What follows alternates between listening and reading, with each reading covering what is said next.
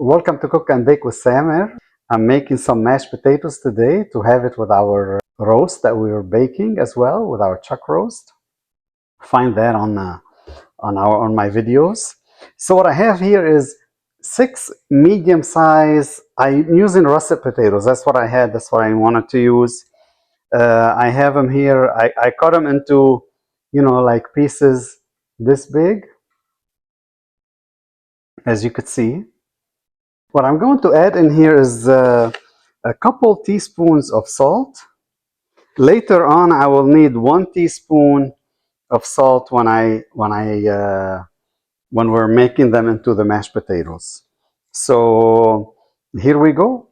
I'm going to put them on the stove, let them boil, then lower it and cover them a little kind of 3/4 cover, and let them boil for about 25 minutes. Then we can show you what we're going to do next. With the request of the camera crew, I put in here a bunch of fresh rosemaries from the garden. Any herbs you want. If you want to add flavors to your potatoes, you can do all kinds. You want oregano, and any kind of herb you might have, and just add it in there, let it boil, and that's going to give you some really good flavor. I think he agrees too. Our potatoes were here for 25 minutes.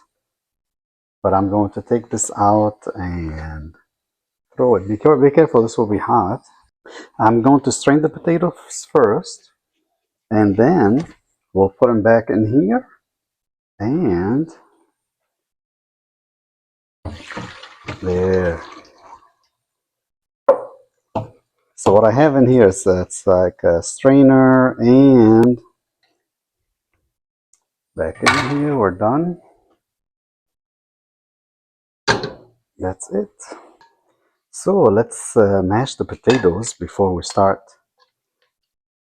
adding to them the milk and the butter. And we're going to be adding 1 more teaspoon of salt.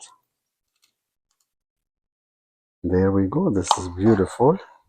Very nice. Oh, the smell of the rosemary in here. It's amazing.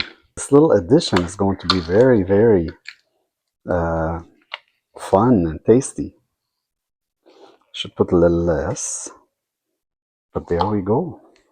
Take it out here. We took care of our mashed potatoes. And again, if you don't have what I have, you can use whatever mashing devices you have. You have to use the blender the food processor. It's okay. Don't be afraid. I have a cup of warm milk over here. And I'm also going to be adding a stick of butter. What I'm using whole milk. If I wanted to use less butter, I probably would use the heavy cream, but I'm not going to. So I'm just using the butter. I'm cutting it into smaller pieces here, just so it makes it easier when we melt them all together. And the butter is at room temperature, as you could see. I'm going to put it at medium-low right now. I want to mix them up good. And I'm going to also get our salt, add a teaspoon of salt here with our mashed potatoes. And really, after we do all this, I would say probably around 5 minutes or so on medium-low after we have everything mixed up.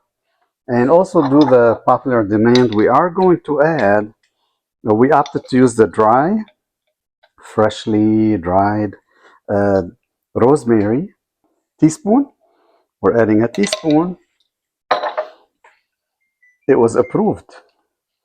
And by Ministry of Internal Affairs. But really here we're mixing our hot potatoes with the butter and rosemary. Here we should have used the bag with the rosemary, so you see some flakes of rosemary in there, and put the rosemary in there, but we just forgot. But it's okay. If we thought it was too strong while we're eating, we can remove it. I do want it to at least cook together, so we can cook out the milk and the butter and let them cook together for about 5 minutes at least after they are well mixed together. And we're also going to be adding half a teaspoon of white pepper. If you don't have white pepper, you can use black pepper, it's okay. Half a teaspoon. This will give it just a little special flavor there. And then I'm going to give it a taste to make sure the salt is okay, everything is okay with us, right? And this is going to be a little, special flavor with with the rosemary we added in there. And once it settles, I'm gonna again, I need it to cook for at least another 5 minutes. So the milk and everything else, we won't have any kind of a raw milky taste, and also the dry rosemary that we added in there. Here, let me grab a little spoon.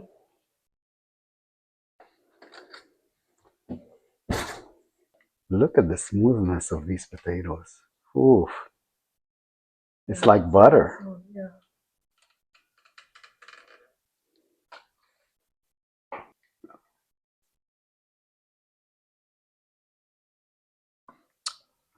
Wow.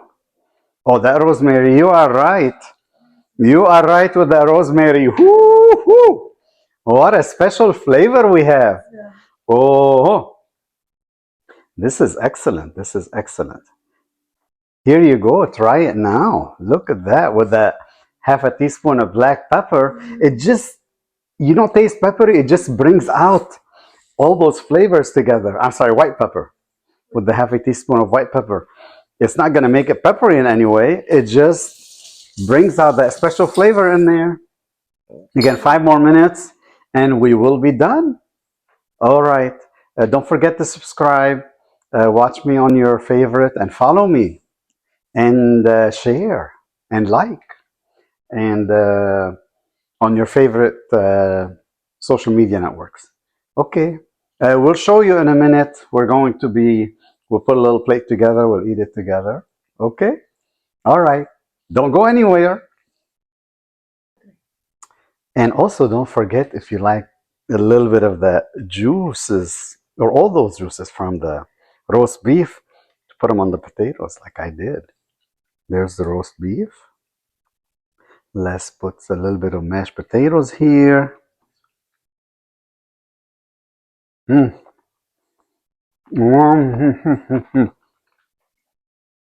That dish came together so well. Mm. But seriously, that roast beef, it didn't need any searing.